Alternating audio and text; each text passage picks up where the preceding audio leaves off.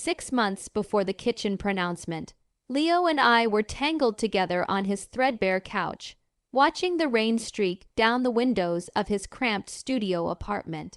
The radiator clanged its metallic symphony, and the air smelled of the cinnamon candle I'd brought over, my small attempt to make his space feel like ours.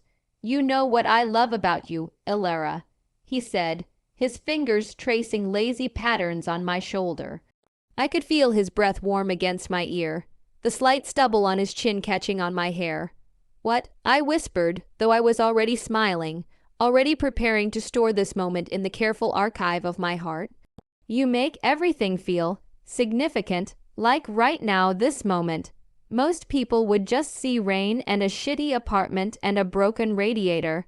But you're here, and suddenly it feels like we're in some indie film where the mundane becomes magical." I had turned to look at him then, really look at him. His eyes were the color of coffee left too long in the pot, dark and complex. There was a scar on his chin from a childhood accident involving a bicycle and his overconfidence. His hair fell across his forehead in a way that made me want to smooth it back, to claim that gesture as mine. "Maybe that's just what love does," I said. "It makes everything an event worth remembering." He had kissed me then, soft and deliberate, tasting like the peppermint tea we'd been sharing. "Promise me something," he murmured against my lips. "Anything. Promise me we'll always be like this, that we'll always find magic in the ordinary." I promised. Of course I promised. I was 22 and in love, and convinced that our particular brand of affection was somehow immune to the entropy that claimed other couples. We were special. We were different. We were forever. The memory tastes bitter now, like milk gone sour. But at the time, it was golden honey, sweet and thick and precious. We collected these moments like other people collect stamps or coins, evidence of our uniqueness, proof of our permanence. There was the night he drove 40 minutes across town because I'd called him crying after failing my organic chemistry midterm. He arrived with a bag of Thai takeout and a terrible movie about giant sharks, and he held me while I sobbed into his flannel shirt about my ruined pre-med dreams. "You know what's beautiful about failure," he said, stroking my hair as the credits rolled on the ridiculous film. "It's proof you tried for something that mattered." Or the morning I woke up in his bed to find him already dressed, sitting in the chair by the window with his sketchbook. The early light was painting everything gold, and he was drawing me sleeping, his pencil moving in quick, confident strokes. "You're an artist," I said, stretching like a cat in the warm sheets. "Only when you're my subject," he replied without looking up. "You make me want to capture things, preserve them." The drawing was beautiful. He'd made me look ethereal, peaceful, like something worth preserving. I kept it tucked in my psychology textbook, a talisman against the ordinary world. These memories feel like archaeological evidence now. Pottery shards from a civilization I thought would last forever. Each one is carefully catalogued in my mind. The way he laughed at his own jokes, the careful ritual of making coffee in his ancient percolator, the way he'd unconsciously reach for my hand when we walked down the street. But there were other fragments too, pieces I hadn't wanted to examine too closely at the time. The way his attention would drift when I talked about my classes, the increasing frequency with which he'd check his phone during our conversations, the slow retreat of his physical affection, kisses that became pecks, embraces that became pats on the shoulder. I told myself it was normal. Relationships evolved. The initial intensity always mellowed into something more sustainable. I convinced myself that comfort was better than passion, that routine was a sign of maturity rather than decay. I was so determined to preserve what we had that I ignored what we were losing. My own personal ruin was delivered not with a shout, not with a dramatic scene, but with a casual off-hand comment in our kitchen, if you could call the narrow galley of my apartment a kitchen. It was a Tuesday evening in October, and the light filtering through the small window above the sink was that particular golden gray that makes everything look like it's underwater. I had been making dinner, nothing elaborate, just pasta with the jarred sauce he liked. the kind with the chunks of tomato that reminded him of his grandmother's cooking. The kitchen smelled of garlic and oregano, and steam was rising from the pot of boiling water. I remember thinking how domestic it felt, how settled. This was what I'd imagined adult love would look like. Two people moving around each other in a small space. The comfortable choreography of shared meals and shared spaces. Leo was leaning against the counter, scrolling through his phone with that particular vacant expression that had become increasingly familiar. His hair was disheveled from his afternoon classes, and there was a coffee stain on his gray sweater. The one I'd bought him for his birthday because I thought it brought out his eyes. "How was your day?" I asked, stirring the sauce with a wooden spoon that had been my mother's. It was a simple question, the kind of automatic check-in that couples perform like a daily ritual. I was expecting the usual response. Tired, busy, fine. He didn't look up from his phone, same as always. There was something in his tone, a flatness that made me glance over at him. Everything okay. He shrugged, that minimal gesture I would come to hate with an intensity that surprised me. Just thinking. About what? And then he looked at me. Really looked at me for the first time in weeks. His eyes glazed with a boredom I now recognize as emotional exit. The kitchen suddenly felt too small, too warm. The steam from the pasta water seemed to thicken the air between us. "You know, Ilara," he said, his voice carrying the casual tone you might use to comment on the weather. "You're replaceable." The wooden spoon slipped from my fingers and clattered against the side of the pot. The sound seemed unnaturally loud in the sudden silence. I felt my body freeze, every muscle contracting as if preparing for physical impact. The word came out as barely more than a breath. Not because I hadn't heard him, but because I was giving him a chance to take it back, to reframe it, to say something like, "Your toothbrush is replaceable," or "This brand of pasta sauce is replaceable." But he didn't. He just shrugged again, that infuriating, minimalist gesture that conveys a universe of apathy. The light from the window was fading now, casting long shadows across the linoleum floor. Somewhere in the building, someone was playing music.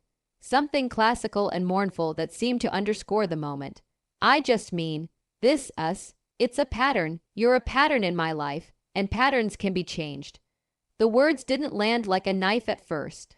They landed like a feather, so absurdly out of place that my brain refused to process their weight. Replaceable. It's a word you use for batteries, for light bulbs, for the intern at the office who can't figure out the coffee machine. It's not a word you use for a person you've shared a bed with for 2 years, whose family you know, whose secrets you hold. I remember a small, almost laughable sound escaping my lips, something between a laugh and a gasp. The pasta water was bubbling over now, hissing as it hit the burner, filling the kitchen with the smell of scorched water and steam. But I couldn't move to turn it off. I was frozen by the refrigerator, my hand still on the cool metal handle, my body caught between reaching for something and recoiling from it. I felt myself dissociating then, a psychological term I'd only read about in my psych classes.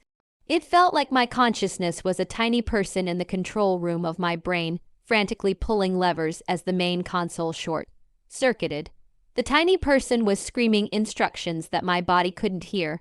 Turn off the stove. Say something. Fight back. But the connection between mind and body had been severed by the sheer impossibility of what I was hearing. I was watching this scene play out from somewhere near the ceiling, like a security camera recording a robbery. I saw the woman who was me, standing frozen by the refrigerator, her face pale and shocked. I saw the way her mouth was slightly open, as if she'd been interrupted mid-sentence. I saw the man I loved, already halfway out the door emotionally, now making it physical by putting on his jacket with the methodical movements of someone completing a necessary task.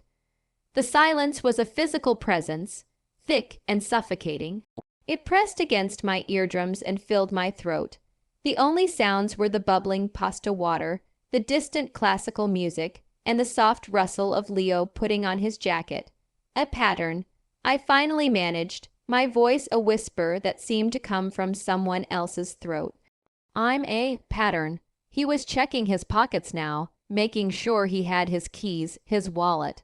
The domestic routine of leaving, except this time he wouldn't be coming back. Yeah, he said, as if explaining basic arithmetic to a child. You fit a certain role for a while, but roles can be recast. This was the core of it, the philosophical gut, punch beneath the emotional one.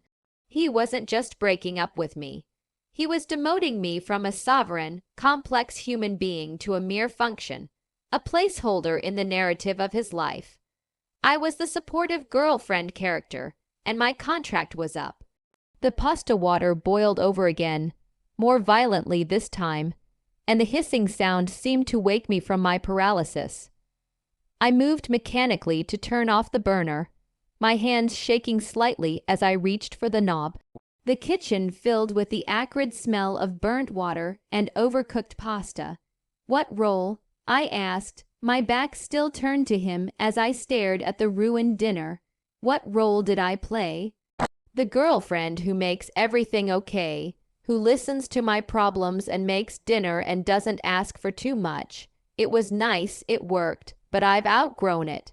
I turned around then, and I could see that he was already gone, even though his body was still in my kitchen.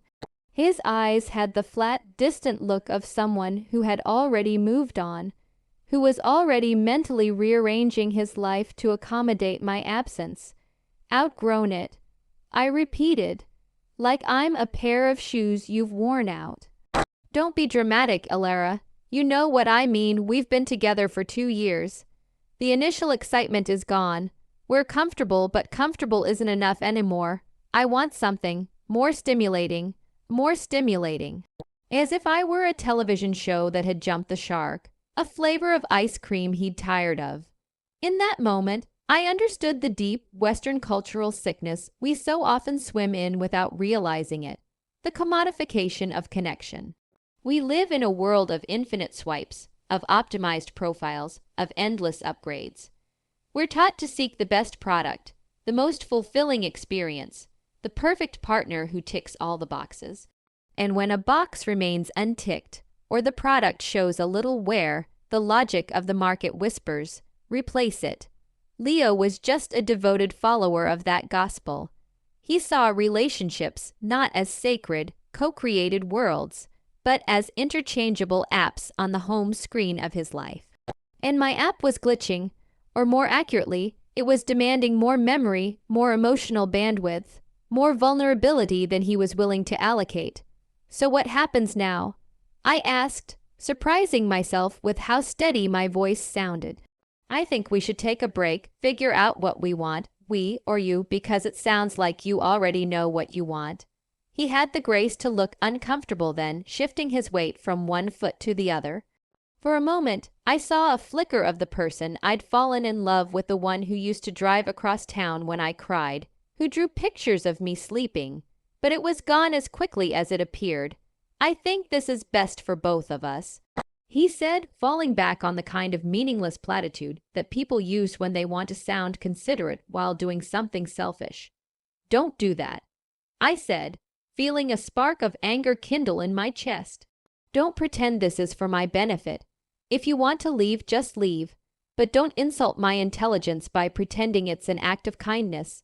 He looked genuinely surprised by my directness, as if the supportive girlfriend character had suddenly gone off script. Which I suppose she had. Ilara, I didn't mean yes, you did. You meant exactly what you said. I'm replaceable. I'm a pattern. I'm a role that can be recast. You've made that very clear. The actual breakup was an anticlimax after that. He muttered something about coming back for his things, about staying friends, about how I'd understand someday. I didn't respond. I just stood in my ruined kitchen, watching him leave, listening to the soft click of the door that was somehow softer than I thought it would be. And then I was alone, in the silence of the apartment that still smelled like him, still held his cereal in the cupboard, his favorite hot sauce in the door of the fridge. The pasta had turned to mush in the forgotten pot, and the sauce had started to burn and stick to the bottom of the pan. The classical music from somewhere in the building had stopped, leaving only the hum of the refrigerator and the distant sound of traffic. The initial pain wasn't the sharp sting of betrayal. It was the slow, creeping cold of existential erasure. If I was replaceable in the eyes of the person who knew me most intimately, then who was I, really? Was my essence, my soul, my particular, weird, and wonderful collection of thoughts and feelings and fears and dreams, just a copy of a copy? Was there a factory somewhere churning out 22-year-old girls with a fondness for bad poetry and a weirdly encyclopedic knowledge of 80s synth pop, ready to step into my life the moment I vacated the premises? I moved through my life like a ghost haunting my own body. I went to classes, I nodded at friends, I ate food that tasted like ash. The world had lost its texture, its resonance. It was as if Leo's statement hadn't just broken my heart, but had broken the very spell of reality. I felt insubstantial, translucent. I'd look at my hands and think, are these replaceable hands? I'd listen to my laugh, when I could manage to produce one, and wonder, is this a replaceable sound? My advanced developmental psychology class became a particular form of torture. Professor Martinez would discuss attachment theory, the fundamental human need for connection and recognition, and I would sit in the back row, feeling like a fraud. How could I take notes on the importance of secure attachment when I had just been discarded like a used tissue? The infant's sense of self, Professor Martinez explained one Thursday morning, is fundamentally shaped by the quality of their primary caregiver's attention. When a child feels seen, truly seen and valued, they develop what we call a secure sense of self-worth. I stared at my notebook, my pen hovering over the page. What happens, I thought, when the person who was supposed to see you decides you're not worth looking at? My friend Sarah, who sat next to me in every class, kept shooting me concerned glances. We'd been close since freshman year, bonded over late night study sessions and a shared love of terrible reality TV. But now, even her familiar presence felt distant. "Elara, are you okay?" she whispered during a break in the lecture. "You look, I don't know, like you're not all here." "I'm fine," I lied, because how do you explain to someone that you're questioning your very existence? "Just tired." "Is this about Leo? I haven't seen him around lately." His name hit me like a physical blow.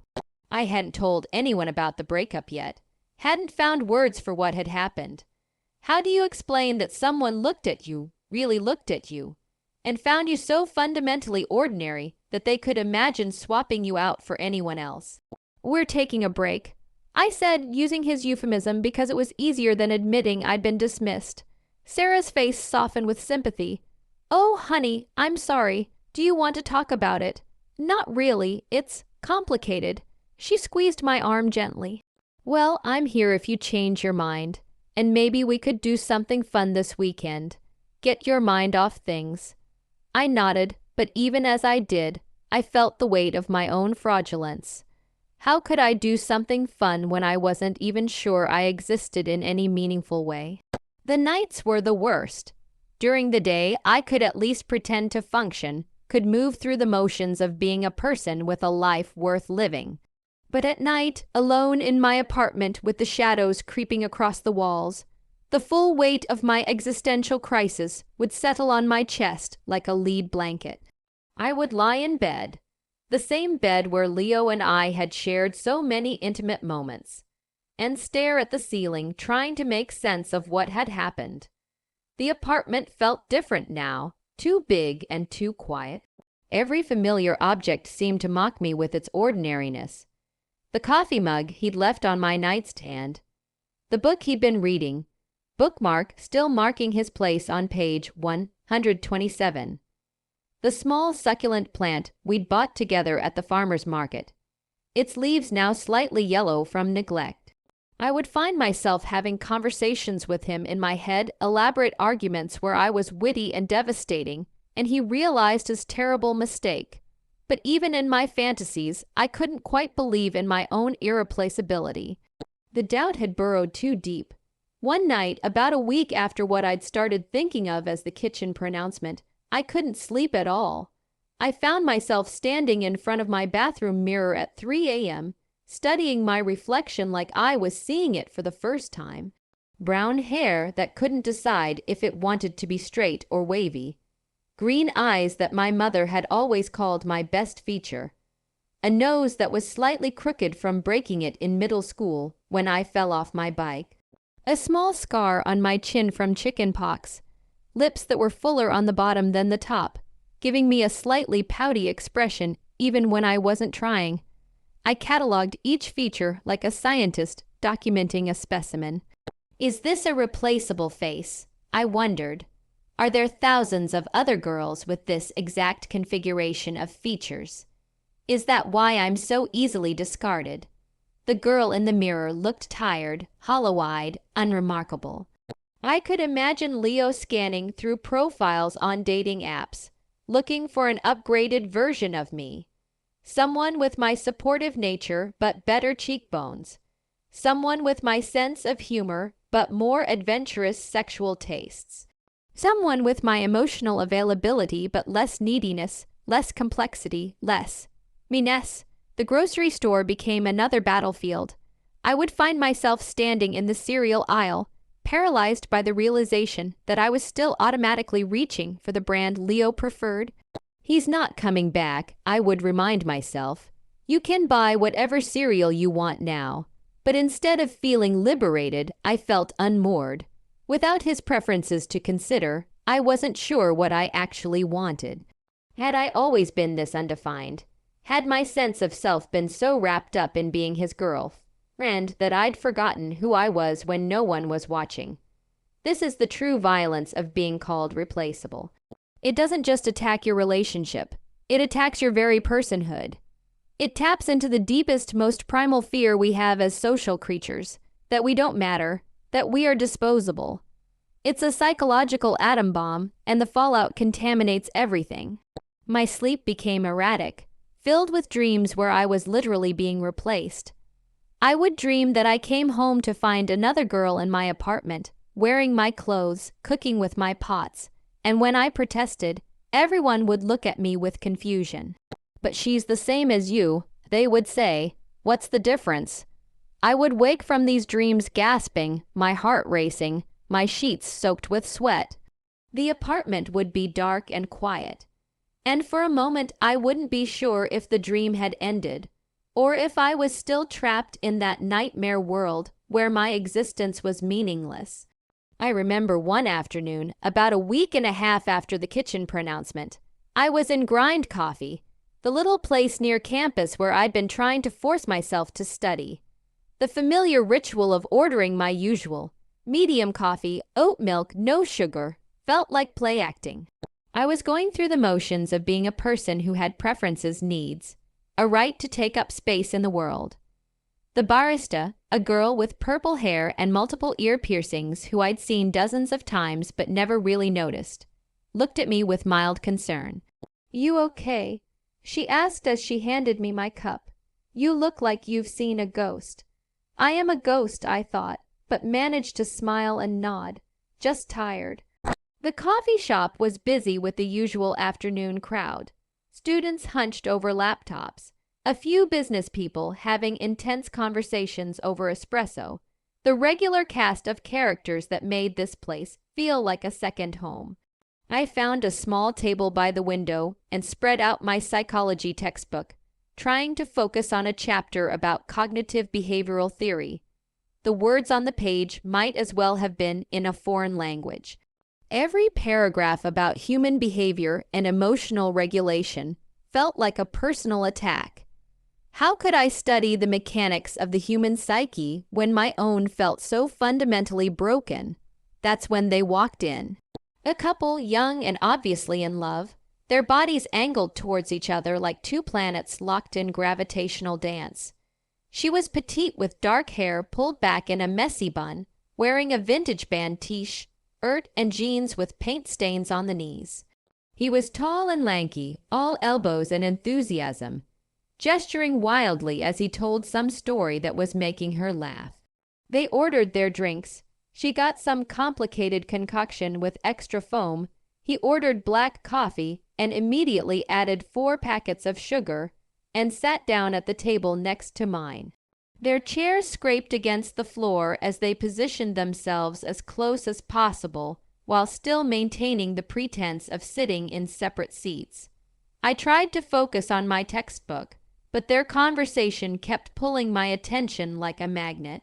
So then my professor says, "Mr. Chen, perhaps you'd like to share your thoughts on Kafka with the rest of the class." And I realize I've been completely zoned out, thinking about you instead of the metamorphosis. She laughed, her head thrown back, her eyes crinkled shut with genuine delight. "You're ridiculous. What were you thinking about me? Just, I don't know, the way you hum when you're concentrating, how you always steal my fries even when you order your own. The fact that you know all the words to every song from the 90s but can't remember where you put your keys." She reached across the small table and took his hand. "You pay attention to the weirdest things. They're not weird, they're you and your." He paused, searching for words. "You're irreplaceable." The word hit me like a physical blow. I felt my coffee cup slip in my hands, hot liquid splashing onto my jeans, but I barely noticed the burn. All I could focus on was that word, irreplaceable. "She's replaceable," a cold, internal voice whispered, using Leo's tone. "And so is he. They just don't know it yet. They're playing out a pattern. In a year or 2, one of them will realize it, and this moment will be rendered meaningless." I watched them with a mixture of longing and cynicism that made me feel sick. Part of me wanted to warn them, to tell them not to get too comfortable, not to believe too strongly in their own uniqueness. But another part of me, a part that felt increasingly distant and untrustworthy, yearned for what they had. That easy intimacy, that unquestioned assumption that they mattered to each other. The girl was telling a story now, something about her art class and a professor who didn't understand her vision. Her boyfriend, I found myself thinking of him that way, though they might have been married, engaged, or just started dating.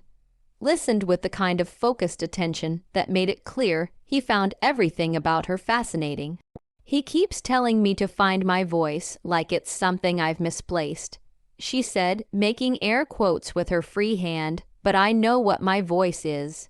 It's messy and weird, and sometimes it doesn't make sense to other people. That doesn't make it wrong." "Exactly," he said, squeezing her hand. "Your weird is the best weird. Don't let some pretentious professor convince you to sand down your edges." I felt tears starting to burn behind my eyes. When had Leo ever told me not to sand down my edges? When had he ever celebrated my weird? I tried to remember conversations where he'd shown that kind of delighted fascination with my quirks, my contradictions, my particular way of moving through the world. The memories that came back were different. Leo tolerating my enthusiasm for obscure bands. Leo sighing when I got distracted by something interesting during our walks. Leo making small jokes about my habits that felt affectionate at the time, but now seemed like tiny acts of erosion, wearing away at my confidence in my own worth. Had he ever really seen me? Or had he just seen the role I was playing? The supportive girlfriend, the easy companion, the low-maintenance relationship that didn't demand too much of his attention or emotional energy. The couple at the next table was getting ready to leave. They gathered their things with the unhurried movements of people who knew they had all the time in the world. As they stood up, he pulled her close and kissed her forehead, a gesture so tender and unconscious that it felt almost private. "I love you," he said, and it sounded like the most natural thing in the world. "I love you too," she replied, but then she pulled back and looked at him seriously. "Promise me something, anything. Promise me we'll never become the kind of couple that stops seeing each other. Like, really seeing each other." He smiled and kissed her again. "Impossible. You're too interesting to stop seeing." As they left, their laughter trailing behind them like music, I sat in the sudden quiet of their absence and felt something shift inside me. It wasn't quite despair and it wasn't quite hope, but it was a recognition of something important. Leo had stopped seeing me long before he left. Maybe he'd never really seen me at all. Maybe what I'd interpreted as love had actually been convenience, comfort, the easy pleasure of having someone around who made his life smoother without demanding too much in return. But that couple, those strangers who would never know they'd delivered a small revelation to a heartbroken girl at the next table. They saw each other. They saw the weird and the wonderful and the irreplaceable humanness of each other, and they celebrated it. It was a terrifying thought, but also liberating. If Leo couldn't see what was irreplaceable about me, maybe the problem wasn't with me. Maybe the problem was with his vision. I closed my textbook and sat in the coffee shop for another hour, watching other people, listening to fragments of conversations, observing the infinite variety of human connection. Some couples seemed bored with each other, going through the motions. Others were clearly in the throes of new attraction. A few had that settled, comfortable love that spoke of years spent learning each other's rhythms. But what struck me most was how different everyone was. Not just in appearance, but in the way they moved, spoke, laughed, related to each other. Each person seemed to carry their own particular frequency, their own unique way of being human. How could anyone be replaceable? I wondered, how could Leo look at all this beautiful, messy human complexity and think it was interchangeable? It was the first crack in the wall of my despair, tiny but significant. Like the first green shoot pushing through concrete, it was proof that something in me was still alive, still fighting to understand and grow and become. I fell into what I can only describe as a philosophical rabbit hole. I stopped crying and started reading, as if I could think my way out of heartbreak, as if the right combination of words and ideas could rebuild what Leo had destroyed. My apartment became a library of human existence. Books stacked on every surface. Philosophy, psychology, poetry, anything that might help me understand what it meant to be a person, to matter, to exist in a way that couldn't be replicated or replaced. I started with the existentialists, drawn by their focus on individual experience and the meaning of being. Sartre's Being and Nothingness became my Bible, even though half the time I felt like I was drowning in its complexity. Man is condemned to be free, because once thrown into the world, he is responsible for everything he does. I wrote this quote on a sticky note and put it on my bathroom mirror, reading it every morning as I brushed my teeth. Condemned to be free. The phrase felt both terrifying and hopeful. If I was free, truly free, then Leo's assessment of me was just one opinion, not an objective truth. His inability to see my worth didn't diminish it. It only revealed the limitations of his vision. But Sartre's most important gift to me was his famous declaration, "Existence precedes essence." I must have read that section a dozen times, underlining key passages until the pages looked like a roadmap of my desperation. The idea was revolutionary. We are not born with a predetermined purpose or nature. We exist first, and then we create our essence through our choices, our actions, our way of being in the world. Leo had tried to assign me an essence, the replaceable girlfriend, but his definition was not my truth. My existence, my conscious experience, was mine alone. It was not a role to be filled or a pattern to be replicated. I found strange comfort in Camus too, in his exploration of the absurd. Life might be meaningless in any cosmic sense, but that didn't make it worthless. In fact, it made our choices, our relationships, our small acts of love and creation even more precious because they were all we had. The struggle itself toward the heights is enough to fill a man's heart. I was struggling toward some height I couldn't yet see, but the struggle itself was proof of my existence, my refusal to be erased by someone else's limited imagination of who I could be. Late at night, when the apartment was quiet except for the hum of the refrigerator and the distant sound of traffic, I would sit at my kitchen table, the same table where Leo and I had shared countless meals, and write in a journal. Not about him, not about what I'd lost, but about what I was discovering. What makes a person irreplaceable? I wrote one night, the question that had been haunting me for weeks. It's not perfection. Perfect things can be mass-produced. It's not beauty or intelligence or talent, though those things matter. It's the particular way all of someone's qualities combine, the unique alchemy of their experience and perspective and heart. It's the way Sarah always touches her necklace when she's nervous. The way my mom hums while she cooks. The way my professor Dr. Martinez pauses before answering difficult questions, not because she doesn't know the answer, but because she wants to give the most helpful one. It's accumulated experience, the 1,000 small moments that shape how someone moves through the world. It's the scar on my chin from chicken pox and the way I tilt my head when I'm really listening. It's my terrible singing voice and my ability to remember song lyrics, and the fact that I cry at insurance commercials. These things might seem small or ordinary, but they're mine. They're the result of 2 years of being me, of learning and growing and becoming. How could anyone replace that? How could anyone look at the intricate, unrepeatable pattern of a human life and think it was interchangeable with any other? The writing helped, but it was the philosophy that really began to rebuild my sense of self. I discovered Martin Buber's distinction between I, thou, and I, it relationships. In an I, thou relationship, you encounter the other person as a complete subject, a whole being worthy of respect and consideration. In an I-it relationship, you treat the other person as an object, a means to an end. Leo had been in an I-it relationship with me, I realized. I was never a thou to him, a complete, complex person deserving of full recognition. I was in it, a function, a collection of services rendered, the supportive girlfriend, the maker of dinners and listener to problems and provider of comfort, but that said nothing about my actual worth as a person. It only revealed his inability to see beyond his own needs and desires. I started carrying philosophy books with me everywhere, reading them in coffee shops, between classes, on the bus.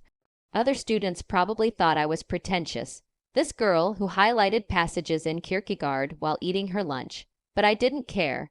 These ideas were rebuilding me from the inside out. Simone de Beauvoir taught me about the danger of defining yourself entirely through relationships with others. One is not born, but rather becomes a woman, she wrote, and I understood that I had been becoming Leo's girlfriend rather than becoming myself. I had been so focused on being what he needed that I had lost track of who I was when no one was watching. But that person, the one who existed independent of anyone else's needs or expectations, she was still there. She had been there all along, waiting patiently for me to remember her worth. The research phase lasted for weeks. I read voraciously, hungrily, as if the right combination of ideas could inoculate me against ever feeling replaceable again. And slowly, gradually, something began to shift. The philosophical framework I was building wasn't just academic, it was practical. It was giving me tools to understand my own worth, to see myself as the subject of my own life rather than the object in someone else's story. It was a Tuesday afternoon in late November when I discovered kintsugi, though discovered feels too passive for what actually happened. I was drowning in the university library, surrounded by philosophy texts and pages of notes that felt increasingly disconnected from my actual experience, when I decided I needed air. The campus was gray and cold, autumn fading into the sharp edge of winter. Students hurried past with their heads down, bundled in coats and scarves, everyone focused on getting somewhere warmer. I wandered without direction, my hands shoved deep in my pockets, my breath visible in small puffs. That's when I saw the flyer taped to a lamppost, The Art of Imperfection, a workshop on Japanese aesthetics. Something about the phrase caught my attention, the art of imperfection. In a world that constantly demanded perfection, especially from women, especially from girlfriends, the idea that imperfection could be an art form, felt revolutionary. The workshop was being held in the campus art building, in a small classroom I'd never noticed before. I almost didn't go in. What did I know about Japanese aesthetics? What right did I have to take up space in a room full of people who probably actually understood art? But something drew me forward, past my own insecurities and self-doubt. Maybe it was the philosophy books I'd been reading, with their emphasis on taking responsibility for your own existence. Maybe it was simple curiosity, or maybe it was the growing understanding that I needed to try new things, to expand beyond the narrow role I'd been playing. The classroom was small and warm, with about 15 people scattered among the chairs. The instructor was a woman in her 60s, Dr. Tanaka, from the art history department, with silver hair pulled back in a simple bun and hands that moved gracefully as she spoke. Today we're going to talk about 3 concepts that are fundamental to Japanese aesthetics. She began writing the words on the whiteboard in careful script, wabi-sabi, mono no aware, and kintsugi. She started with wabi-sabi, the finding of beauty in imperfection and impermanence. Then mono no aware, the bittersweet awareness of the fleeting nature of things. But when she got to kintsugi, something in my chest tightened with recognition. Kintsugi, Dr. Tanaka said, literally means golden joinery. It's the art of repairing broken pottery with lacquer, mixed with powdered gold, silver, or platinum. She clicked to the next slide, and suddenly the screen was filled with the image of a ceramic bowl, clearly broken at some point, but put back together with veins of gold running through the cracks like lightning, like rivers, like the most beautiful scars I'd ever seen. The philosophy behind kintsugi is that breakage and repair are part of the history of an object, not something to disguise. The cracks are filled with gold, making the piece more beautiful, more valuable than it was before it was broken. I felt my eyes fill with tears, sudden and unexpected. Here was a pottery bowl that had been shattered, truly, completely broken. And instead of being thrown away or hidden, its brokenness had been transformed into the most stunning part of its beauty. There's a related philosophy called matenai, Dr.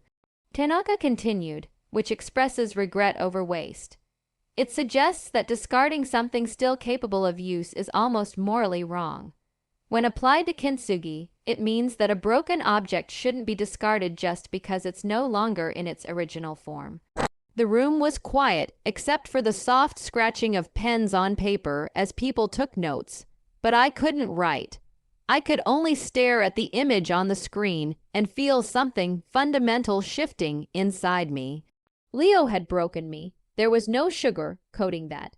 His words had shattered something essential in my sense of self, had sent cracks running through my understanding of my own worth. But he did not get to define the meaning of the break. He did not get to declare the pieces worthless. The power to do that resided solely with me. Dr. Tanaka was showing more images now. Tea bowls, vases, sake cups, all bearing the beautiful golden scars of kintsugi repair. Each piece was unique. The pattern of gold determined by how it had broken, when it had broken, who had lovingly reassembled it. The Japanese believe that when something has suffered damage and has a history, it becomes more beautiful, she said. The scars are not hidden but highlighted because they are part of the object's story. After the workshop, I sat in my car in the parking lot for 20 minutes, just breathing. The image of that first bowl was burned into my mind, the way the gold had traced the lines of breakage and transformed them into something luminous. I drove home slowly, carefully, as if I were carrying something precious and fragile. In a way I was carrying a new understanding of what it meant to be broken, what it meant to heal. That night, I sat at my kitchen table with my journal open, trying to capture what I'd experienced. I am not disposable just because I've been damaged. I am not worthless just because someone couldn't see my value. The cracks Leo left in me, they don't have to be hidden or denied. They can be traced with gold, can become the most beautiful part of my story. What if heartbreak isn't the end of worthiness, but the beginning of a different kind of beauty? What if the things that break us also break us open, make space for light to get in, for gold to fill the spaces? I think about all the people I know who have been through difficult things, trauma, loss, rejection, and how many of them have a depth, a wisdom, a capacity for empathy that seems to come directly from their wounds. Not despite their brokenness, but because of it. I started researching kintsugi obsessively, reading about its history, its philosophy, its practice. I learned that it developed in the late 15th century, possibly originating when Japanese craftsmen were repairing a favorite tea bowl belonging to a Japanese military leader. Instead of trying to hide the repair, they made it beautiful. I learned that there are different types of kintsugi: crack repair, where the pottery is repaired with gold veins; piece, method repair, where missing pieces are replaced with gold; and style repair, where the pottery is reconstructed with gold but incorporates other materials as well. Each method seemed to correspond to different types of healing, different ways of rebuilding after damage. Some breaks could be simply mended, the original form restored but made more beautiful by the evidence of its survival. Others required more fundamental reconstruction, the creation of something new from the pieces of what came before. I wasn't sure yet which type of repair I needed, but I knew that I wanted to be rebuilt with gold, not shame. I wanted my scars to be beautiful, my story of survival to be something that added to my worth rather than detracted from it. The discovery of kintsugi was the turning point, the moment when my narrative began to shift from victim to survivor, from broken to beautifully repaired. I wasn't the same person I'd been before Leo broke me, but I was beginning to understand that maybe that was the point. Maybe the goal wasn't to go back to who I was before, but to become someone new, someone whose brokenness had been transformed into strength. The healing didn't happen in a linear fashion. It was messy, complicated, full of setbacks and breakthroughs that felt more like small fractures than dramatic revelations. But now I had a framework for understanding it. I was rebuilding myself with gold. The first step was the hardest, deleting the photos. I had put it off for weeks, this digital exorcism that felt too final, too much like admitting that what we'd had was really over. My phone held 2 years of evidence: Leo and me at concerts, on hiking trips, making faces at each other over breakfast. Selfies taken in bed on lazy Sunday mornings, his hair sticking up, my face soft with sleep and contentment. There were 847 photos.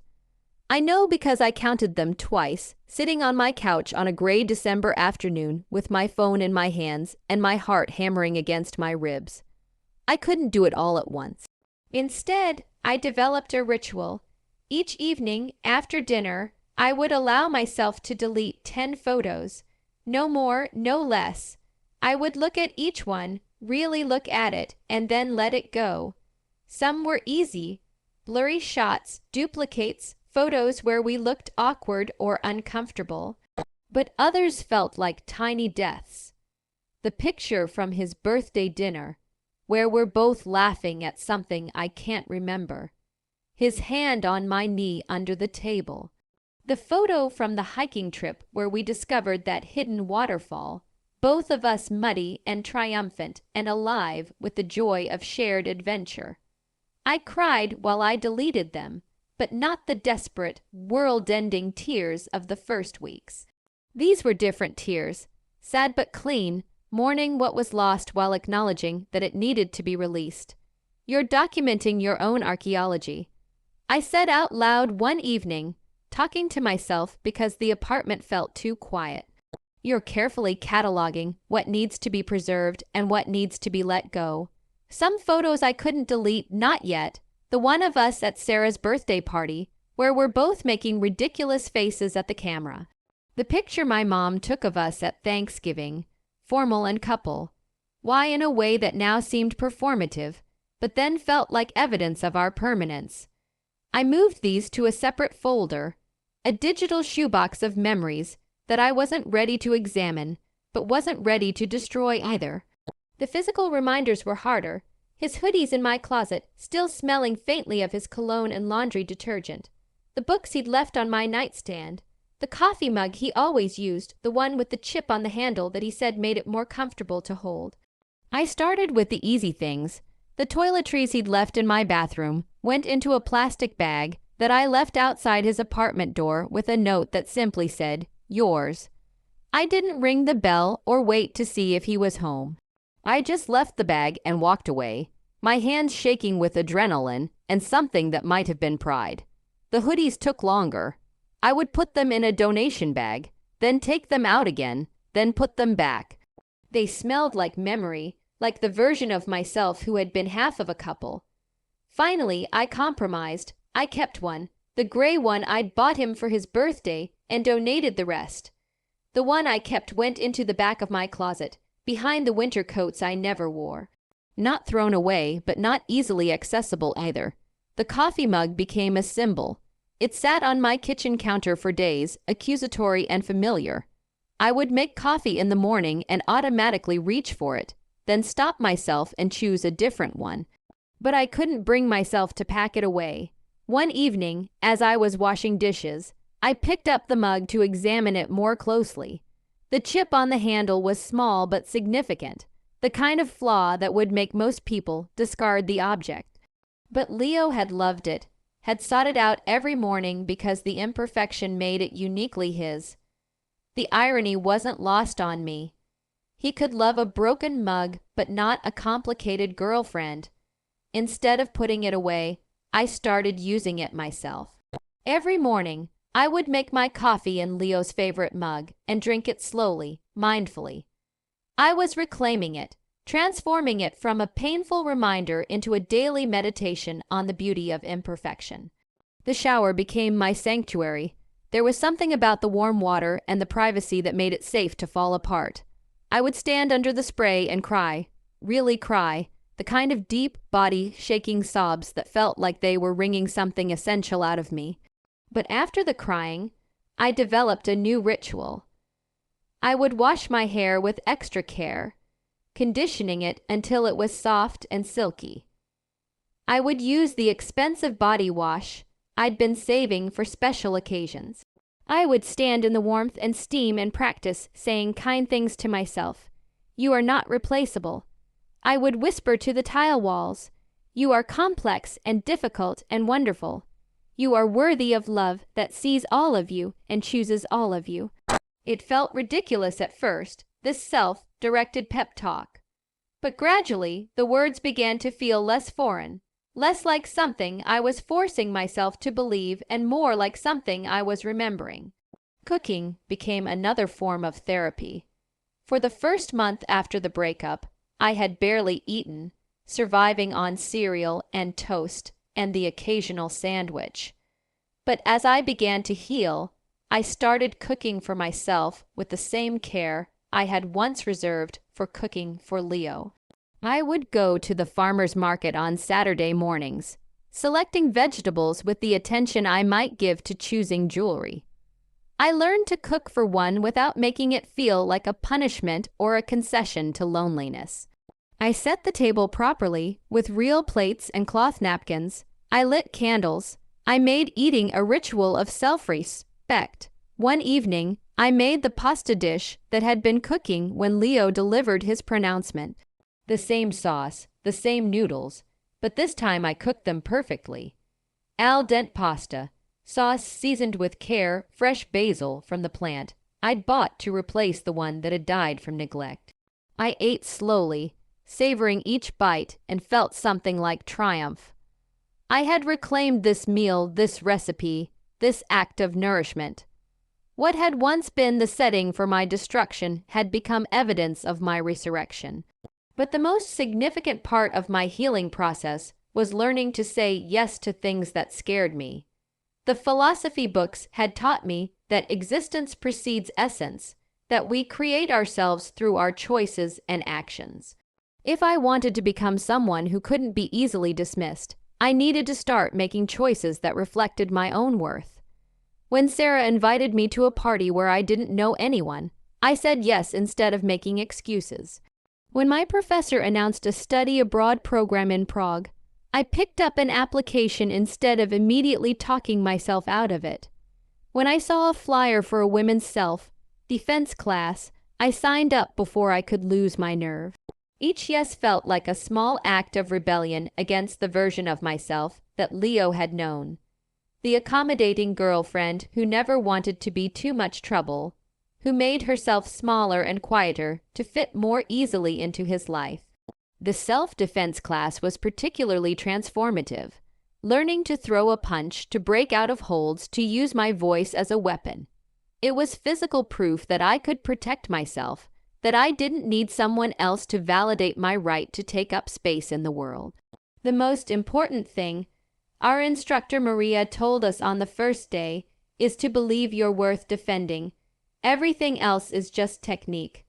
I practiced the moves at home, throwing punches at imaginary attackers, yelling no at the top of my lungs until my neighbors probably thought I'd lost my mind. But with each punch, each shout, I felt something being rebuilt inside me.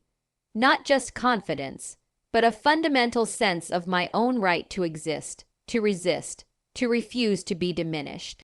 It was inevitable that I would end up in a pottery class.